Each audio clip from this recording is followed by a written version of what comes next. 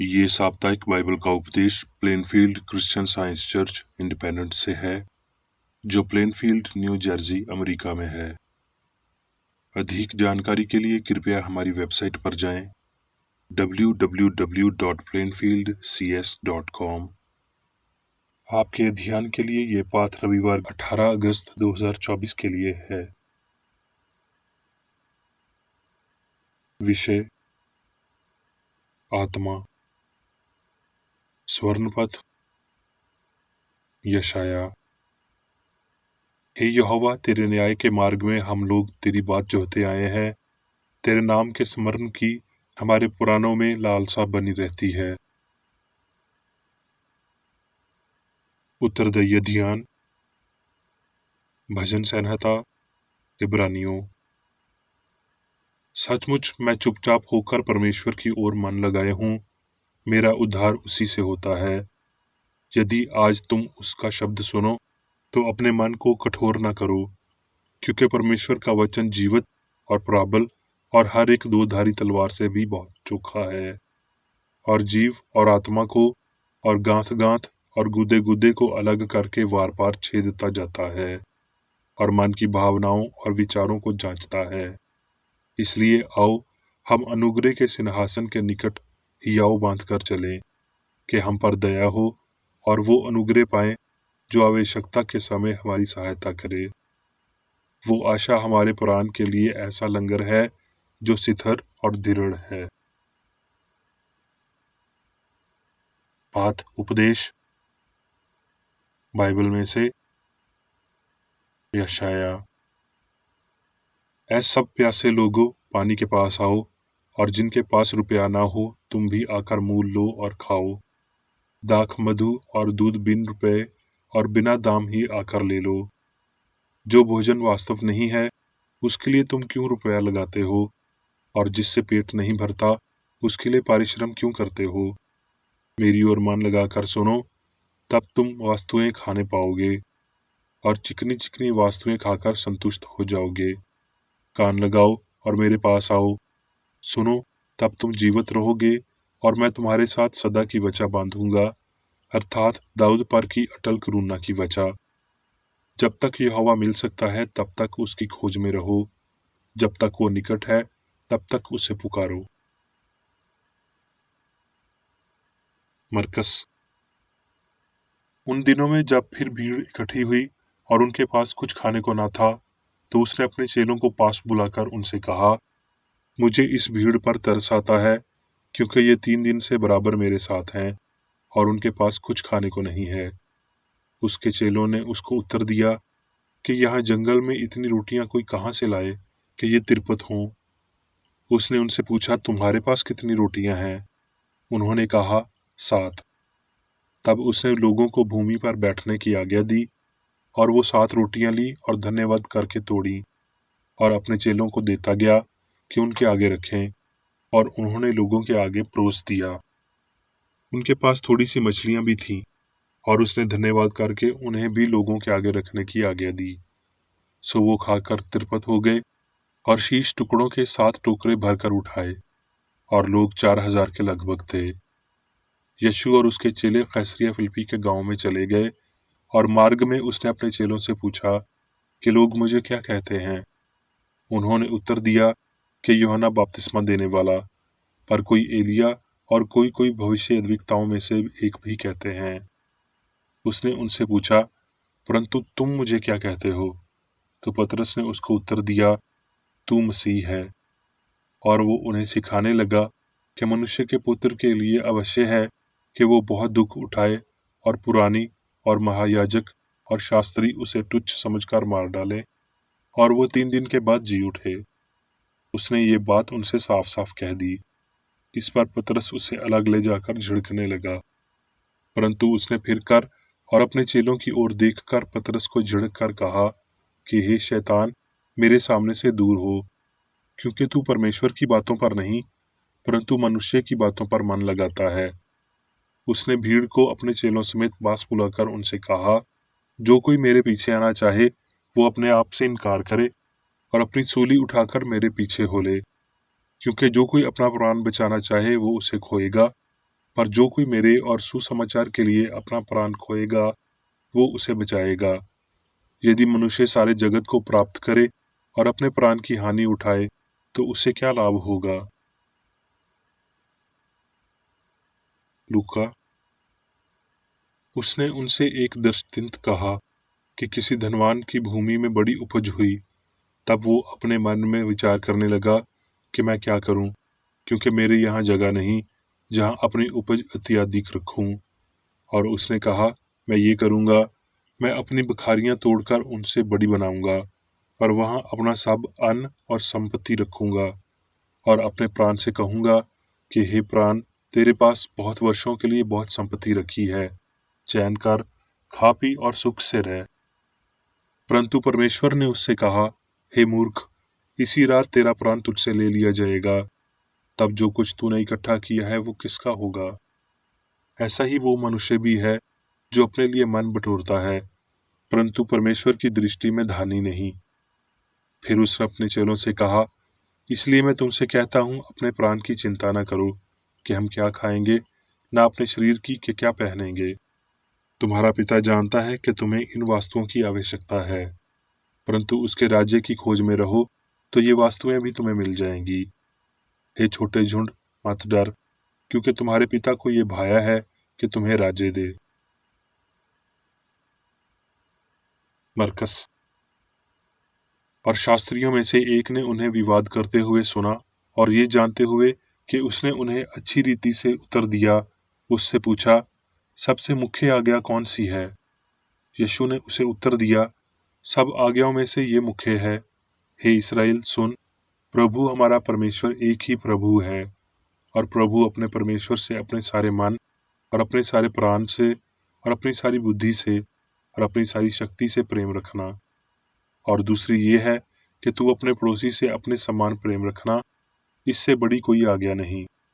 शास्त्री ने उससे कहा, हे गुरु, ठीक है, तूने सच कहा कि वो एक ही है और उसे छोड़ और कोई नहीं, और उससे सारे मन और सारी बुद्धि और सारे प्राण और सारी शक्ति के साथ प्रेम रखना, और अपने पड़ोसी से अपने समान प्रेम रखना सारे होमों और बलिदानों से बढ़कर है। जब यीशु ने देखा कि उसने समझ से उत्तर दिया तो उससे कहा, तू परमेश्वर के राज्य से दूर नहीं। प्रेरितों के काम। और विश्वास करने वालों की मंडली एक चित्त और एक मन के थे, यहाँ तक कि कोई भी अपनी संपत्ति अपनी नहीं कहता था, परंतु सब कुछ साझे का था। रोमियो। हर एक व्यक्ति प्रधान अधिकारियों के अधीन रहे, क्योंकि कोई अधिकार ऐसा नहीं जो परमेश्वर की ओर से ना हो, और जो अधिकार हैं वो परमेश्वर के ठहराए हुए ही हैं। अब मैं मेरी बेकर एडी द्वारा क्रिश्चियन साइंस की किताब विज्ञान और स्वस्थ शास्त्रों की कुंजी के साथ के साहस संबंधी अंश पढ़ूंगा। विज्ञान और स्वस्थ। क्या आप अपने भगवान को अपने सारे दिल, अपने पूरे प्राण और अपनी सारी बुद्धि के साथ प्रेम रखते हैं। इस आदेश में बहुत कुछ शामिल है, यहाँ तक कि सभी भावतिक संवेदना, स्नेह और पूजा का संपूर्ण भी। ये मसीही धर्म का एल्डोराडो है। इसमें जीवन का विज्ञान शामिल है और केवल आत्मा के दिव्य नियंत्रण को मान्यता देता है, जिसमें आत्मा हमारा स्वामी है और भौतिक अर्थ और मानव का कोई स्थान नहीं होगा। आत्मा के पास आत्मा को प्राप्त करने के लिए अनंत संसाधन हैं और खुशी अधिक आसानी से प्राप्त की जाएगी और हमारे रखने में अधिक सुरक्षित होगी अगर आत्मा में मांग की जाए। अकेले उच्च आनंद अमर आदमी के क्रोध को संतुष्ट कर सकते हैं। हम व्यक्तिगत समझदारी की सीमा के भीतर खुशी का संचार नहीं कर सकते। इंद्रियां वास्तविक आनंद नहीं देती हैं। मानव के हित में अच्छाई बुराई पर अध्यात्म और पशु पर आधिपत्य होना चाहिए, परंतु सुख कभी नहीं जीता जाएगा। पाप की हर घाटी को ऊंचा किया जाना चाहिए और स्वार्थ के हर पहाड़ को नीचे लाया जाना चाहिए, ताकि विज्ञान में हमारे प्रभु का राजमार्ग तैयार हो सके। सत्य के व्यक्तिगत आदर्श के रूप में यीशु मसीह सत्य और जीवन के तरीके को इंगित करने के लिए सभी गलतियों, बीमारी और मृत्यु को रबीनिकल त्रुटि और फटकार के लिए आया था।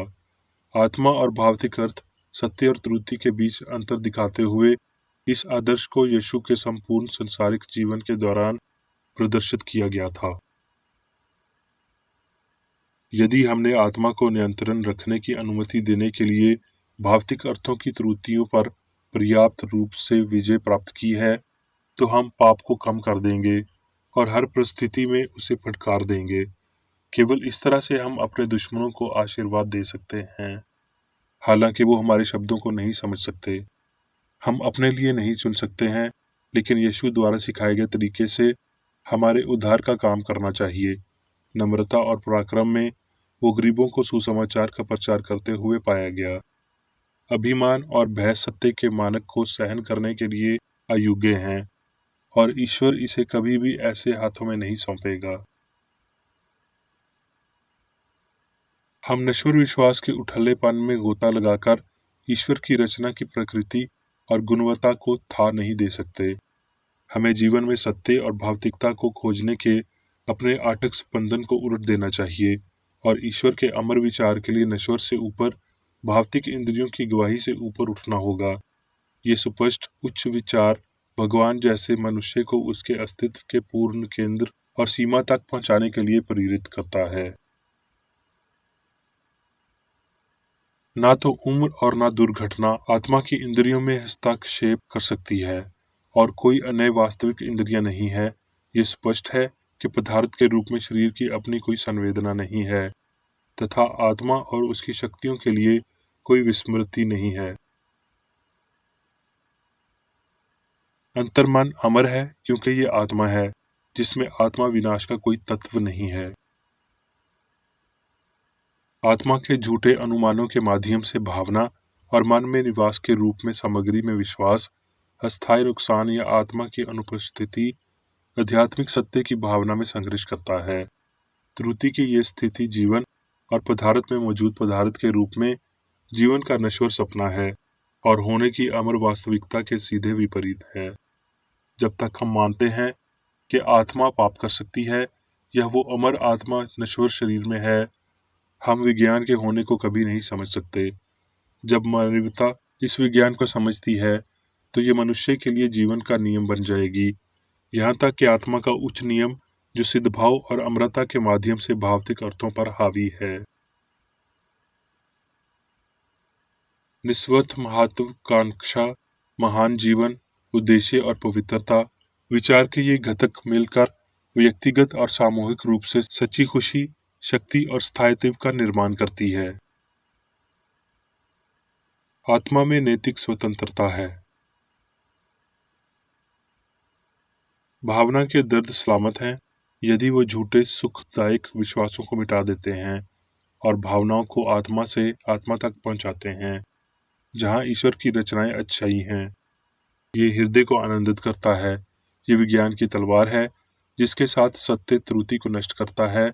भौतिकता मनुष्य के उच्च व्यक्तित्व और भाग्य को स्थान देती है। सत्य स्वतंत्रता के तत्वों को लाता है। इसके बैनर पर आत्मा से प्रेरित आदर्श वाक्य है कि गुलामी को समाप्त कर दिया गया है। भगवान की शक्ति कैद से उद्धार लाती है। कोई भी शक्ति दिव्य प्रेम का सामना नहीं कर सकती। ये कौन सी शक्ति है जो स्वयं ईश्वर का विरोध करती है? ये किसके साथ आती है? वो कौन सी चीज है जो मनुष्य को पाप, बीमारी और मृत्यु के लिए लोहे की छड़ी से बांधती है? जो कुछ भी मनुष्य को गुलाम बनाता है, वो ईश्वरी सरकार का विरोध करता है। सत्य ही मनुष्य को मुक्त बनाता है। जैसे जैसे मानव विचार एक अवस्था से दूसरे चरण में बदलता है, पीड़ा और दर्द, आहतता, दुख और आनंद, भय से आशा और विश्वास से समझ तक, दृश्य अभिव्यक्ति अंतिम रूप से मनुष्य द्वारा शासित होगी, भौतिक अर्थ से नहीं। भगवान की सरकार को दर्शाते हुए मनुष्य स्वशासित है। जब दिव्य आत्मा के अधीन होते हैं, तो मनुष्य को पाप या मृत्यु से नियंत्रित नहीं किया जा सकता। इस प्रकार स्वस्थ के नियमों के बारे में हमारी सामग्री सिद्ध होती है। विज्ञान आत्मा ईश्वर के रूप में प्रकट करता है, पाप और मृत्यु से छूटा केंद्रीय जीवन और बुद्धिमत्ता के रूप में, जिसके चारों ओर मन की प्रणालियों में सामंजस्य पूर्ण रूप से सभी चीजें हैं। आत्मा नहीं बदलती। जब एक सामग्री से आध्यात्मिक आधार पर जीवन और बुद्धिमत्ता के दृष्टिकोण को बदलता है, तो हम जीवन की वास्तविकता प्राप्त करेंगे, आत्मा का नियंत्रण और अपने ईश्वरीय सिद्धांत में मसीही धर्म या सत्य का अनुभव करेंगे। स्वर्ग का राज्य दिव्य विज्ञान में सामंजस्य की प्रबलता, नियंत्रित, शाश्वत और सर्वशक्तिमान मन के दायरे, आत्मा का वातावरण जहां आत्मा सर्वोच्च है। अब मैं मेरी बेकर एडी द्वारा चर्च मैनुअल में दिए गए 3 दैनिक कर्तव्यों को पढ़ूंगा।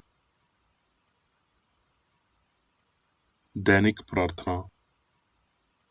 प्रत्येक दिन प्रार्थना करने के लिए इस चर्च के प्रत्येक सदस्य का कर्तव्य होगा, तुम्हारा राज्य आए, ईश्वरीय सत्य, जीवन और प्रेम के शासन को मुझ में स्थापित कर और मुझ पर शासन कर, और तेरा वचन सभी मनुष्यों के स्नेह को समृद्ध कर सकता है और उन पर शासन कर। आदेशों और कर्तव्यों के लिए एक नियम। ना तो दुश्मनी और ना व्यक्तिगत लगाव मदर चर्च के सदस्यों के आदेशों और कर्तव्यों पर लागू करना चाहिए।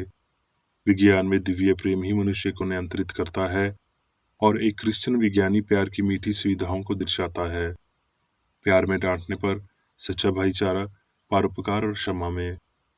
इस चर्च के सदस्यों को प्रतिदिन ध्यान रखना चाहिए और सभी बुराई दूर करने, भविष्यवाणी, न्याय करने, निंदा करने, परामर्श देने, प्रभावित करने या गलत तरीके से प्रभावित होने से बचने के लिए प्रार्थना करनी चाहिए। कर्तव्य के प्रति सतर्कता। इस चर्च के प्रत्येक सदस्य का ये कर्तव्य होगा कि वो प्रतिदिन आक्रामक मानसिक सुझाव से बचाव करे और भूल कर भी ईश्वर, नेता और मानव जाति के प्रति अपने कर्तव्य की उपेक्षा नहीं करनी चाहिए। उनके कामों से उन्हें आंका जाएगा और वो उचित या निंदनीय होगा।